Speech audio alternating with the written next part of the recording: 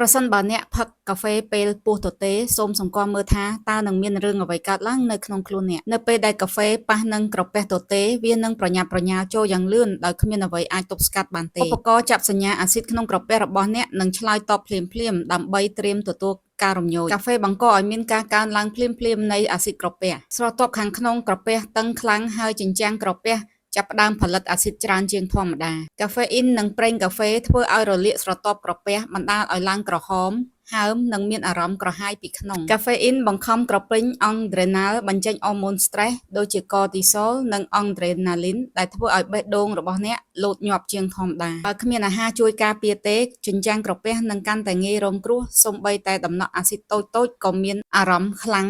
ជាងធម្មតាកាហ្វេជំរុញពោះវៀនឲ្យធ្វើចលនាលឿនជាងមុនដោយបញ្ជូនរលកយ៉ាងលឿនតាមរយៈបំពង់រំលាយអាហាររបស់អ្នកកាហ្វេអ៊ីនចូលទៅក្នុងចរន្តឈាមរបស់អ្នកយ៉ាងលឿនបំពេញខួរក្បាលរបស់អ្នកដោយការរំញោចបណ្ដាលឲ្យមានការរន្ធត់ឬញ័រអាស៊ីតលើសអាចរុញឡើងលើបង្កើតសម្ពាធលើបំពង់អាហារនិងធ្វើឲ្យរលាកបេះដូងកាន់តែធ្ងន់ធ្ងរ